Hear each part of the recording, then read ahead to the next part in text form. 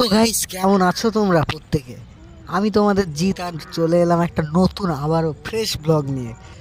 তো গাইস, সকাল সকাল উঠে পড়েছি ঘুম থেকে।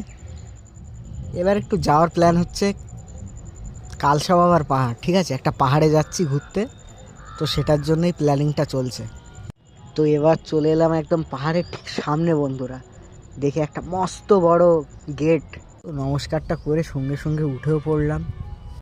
দেখছো বন্ধুরা কত বড় বড় সিঁড়ি এখানে, সত্যি। তো অনেকগুলো বন্ধুরা ধাপ পার করে কষ্ট হয়ে গেল বন্ধুরা, কিন্তু একদম টপে উঠেও গেছি। দেখতেই পাচ্ছ, তলার দিকে তাকিয়ে দেখছি ঘরবাড়িগুলো প্রচণ্ড ছোট ছোট লাগছে। তোমরাও দেখো, বুঝতে পারবে কত ছোট ছোট লাগছে। আর এই পাহাড়ের চূড়ায় উঠে দেখি, ইয়া বাবা, মস্ত বড় একটা ঠাকুরের মন্দির। সত্যি দেখে মনটা জুড়িয়ে গেল বন্ধুরা। দেখো কত বড় মন্দির, সত্যি একদম। সবাই এখানকার লোক বলে পাহাড়টা সত্যিই জাগ্রত। তো এসে যা বুঝলাম, সত্যিই জাগ্রত, আর এখানে সত্যি ঠাকুরের বসবাস। তো বন্ধুরা, পাহাড় টাহাড় ঘোরা তো হয়ে গেল, চলো টাটা বাই।